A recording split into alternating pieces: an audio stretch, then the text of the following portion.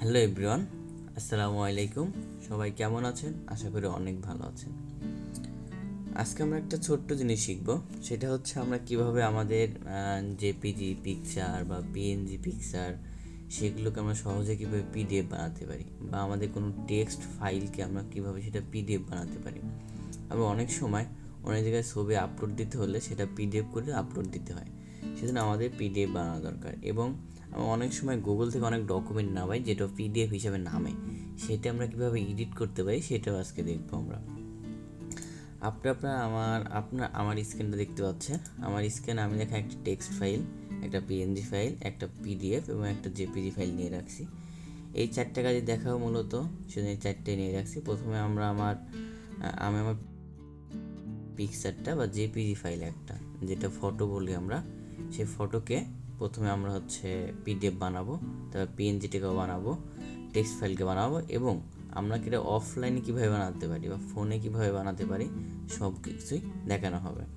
তো শুরু করা যাক। প্রথমে আমরা জেপিজি ফাইলকে পিডিএফ বানাবো। আমরা জেপিজি ফাইলকে পিডিএফ বানানোর জন্য আমার জেপিজি ফাইলের উপর একটা ক্লিক করে মাউসের রাইট বাটন ক্লিক করব। মাউসের রাইট বাটন ক্লিক করার সাথে আমরা দেখতে পাবো এদের চলে আসবে আমাদের প্রিন্টের একটা অপশন চলে আসবে, প্রিন্ট। আপনি ভাবতে পারেন আমাদের প্রিন্টার নাই, তো প্রিন্ট কেন দিব? আমরা প্রিন্ট ইউজ করবো, তবুও প্রিন্ট ইউজ করবো। প্রিন্টে ক্লিক করার সাথে সাথে দেখেন আপনি এখানে বলতেছে এইটা আপনি কয় কপি প্রিন্ট করতে চাচ্ছেন মূলত, কিন্তু আমরা তো প্রিন্ট করবো না। তবুও আমরা এই যে এখানে প্রিন্টের কোয়ালিটিতে তবুও আমরা প্রিন্ট দেবো। প্রিন্ট দেওয়ার সাথে সাথে দেখেন এটা আমাকে এখন একটা ফাইল, আমাকে এখন পিডিএফ ফাইল মূলত বানাই দিছে। এখন বলছে এই পিডিএফটা কোনো একটা জায়গায় সেভ করতে বলছে। পিডিএফটা আমি দেখার সুবিধার্থে এই নিউ ফোল্ডারের মধ্যে আমি এই পিডিএফটা সেভ করব। পিডিএফের নাম দিলাম PDF1। আমি PDF1 নামে সেভ করে ফেললাম। দেখেন আমার কাজ শেষ, কিন্তু দেখেন এই যে PDF1 নামে আমার পিডিএফ ক্রোমোতে ওপেন করে, তাই ক্রোমোর আইকনটা নিচে এই যে এইটাই কিন্তু আমি এই মাত্র বানাইলাম। এটা কিন্তু এখন পিডিএফ হয়ে গেছে। আমরা কিন্তু জেপিজি থেকে পিডিএফ বানানো শিখে গেছি। এখন আমরা টেক্সট ফাইল সেম টু সেমই আমি রাইট বাটন ক্লিক করব। আপনি ফোনে হলে ফোনের যে কোনো পিকচারের উপর প্রেস করবেন, ফোনের পিকচারের উপর প্রেস করবেন। প্রেস করার সাথে সাথে দেখবেন লেখা আসবে, প্রিন্ট অপশন চলে আসবে। আমাদের ফোনেও সেম প্রসেসে আপনি করতে পারবেন। এবং এই যে টেক্সট ফাইল দেখতে পাচ্ছেন, এই টেক্সট ফাইলের উপর আমি রাইট বাটন ক্লিক করব। ক্লিক করার পর প্রিন্ট অপশন আসবে। এই যে প্রিন্ট অপশন আসলো, এই দেখেন প্রিন্ট অপশন চলে আসছে। কিন্তু এখন কিন্তু আমার আর পিকচারের মতো কিন্তু ওইগুলো চাইলো না, কত পেজ করতে হয় সেগুলো কিচ্ছু চাই না, কিন্তু আমি সরাসরি চলে যাচ্ছি। এখন আমি এটার লোকেশন ওই জায়গাতেই দিব যাতে আমাদের দেখার সুবিধাতে। এটা দেবো PDF2 নামে সেভ করলাম আমি। দেখেন চলে আসছে PDF2 নামে, কিন্তু আমাদের এই ফাইলটা হয়ে গেছে। কিন্তু এভাবে আমরা যে কোনো ফাইলকে, এই পিএনজিটাও সেম প্রসেসে, আমি পিএনজিটা দেখাবো না, যে কোনো সেম প্রসেসে আমরা টেক্সট ফাইলগুলো বা জেপিজি ফাইলগুলো কিন্তু পিডিএফ বানাতে হবে। এখন দেখবো আমরা আমাদের পিডিএফকে আমরা পিডিএফ যে ক্রোমো থেকে নামাই বা গুগল থেকে নামাই, সেটা কীভাবে আমরা এডিট করতে পারি। এটা এডিট করার জন্য আমরা নেটের সাহায্য নেব, ইন্টারনেটের সাহায্য না, তাছাড়া সফটওয়্যার লাগে, আর সফটওয়্যার অনেক ভারী, আমরা সফটওয়্যার না ইউজ করে দেখাবো আজকে। যে কোনো প্রথমে আপনারা একটা ব্রাউজার ওপেন করবেন। ব্রাউজার ওপেন করে লিখবেন পিডিএফ এডিটর।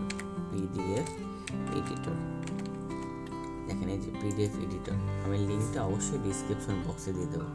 আপনার পিডিএফ এডিটর যে কোনো যেটাই খুশি সেই জায়গাতে যেয়ে আপনি পিডিএফ এডিট করতে পারেন। আমি প্রথমটাতে যাব। প্রথমটাতে গেলে দেখেন এরকম একটা পেজ পাবেন। পেজে বলতেছে আপনি যে পেজে যান এরকম একটা অপশন পাবেন, যে নিচে উপরে দেখবেন লেখা আছে আপলোড পিডিএফ ফাইল। আপলোড দিতে বলবো, মূলত আমার ফাইলটা আনতে হবে, আমি আপলোড দেবো। দেখেন আমি আমার এই জায়গা থেকে এই যে আমার শাকিল নামে এই পিডিএফটা ওপেন করব।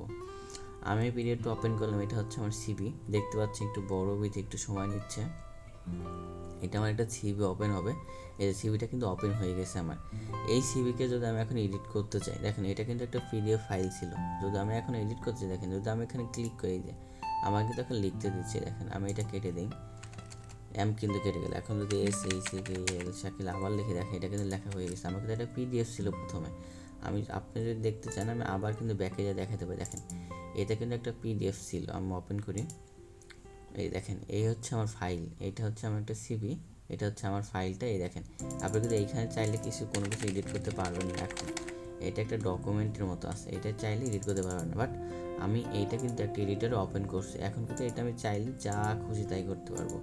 এই যে আমি এটা ডিলিট করতে পারবো, কাটতে পারবো, আমার যেটা মন চাচ্ছে সেটাই করতে পারবো। দেখেন এখান থেকে সব কিছু কেটে দিতে পারবো আমি। এটা যদি আপনি যখন এডিট করা শেষ হয়ে যাবে, নাম চেঞ্জ করা শেষ হয়ে যাবে, বা যে কাজই করতে চান শেষ হয়ে গেলে আপনি নিচে লিখবেন, দেখা আছে অনেক ওয়েবসাইটে লেখা থাকবে ডাউনলোড, অনেক ওয়েবসাইটে লেখা থাকবে যে অ্যাপ্লাই। এটা লেখা আছে অ্যাপ্লাই চেঞ্জ। আমি অ্যাপ্লাই চেঞ্জ করলাম, এটা হচ্ছে অ্যাপ্লাই করে আমাকে ডাউনলোড করতে বলবো। এখন এটা হচ্ছে সেভ করছে তারা পিডিএফ, এখন কিন্তু পিডিএফ হিসাবে নামবে এটা আবার। এই যে এখন ডাউনলোড, এই যে ডাউনলোড দিতে বলছে, আমি যখন ডাউনলোড দিই 40 MB ভিডিও এটা ডাউনলোড হয়ে যাবে। কিন্তু এই ডাউনলোড হচ্ছে, এইটা মূলত আমার ডাউনলোডের সফটওয়্যারে হয়ে যাবে। এই জায়গাতে ডাউনলোড হবে, এই যে প্রোগ্রাম এইখানে ডাউনলোড হওয়ার কথা, না হলে কম্প্রেসে যেখানে হোক ডাউনলোড হয়ে যাবে। কিন্তু এটা 40 MB এই সময় নিচ্ছে, 22 সেকেন্ড লাগবে আরও। দেখুন এইভাবে কিন্তু আপনি চাইলে আপনার যে কোনো ফাইল আপনি পিডিএফ ফাইলটি এডিটও করতে পারবেন এবং যে কোনো আমরা পিডিএফও করতে পারবো। এভাবে আপনি খুব সহজে আপনার কাজটা করতে পারবেন। যদি ভিডিওটা ভালো লেগে থাকে অবশ্যই লাইক, শেয়ার, কমেন্ট করবেন। ভালো থাকবেন, সুস্থ থাকবেন। আল্লাহ হাফেজ।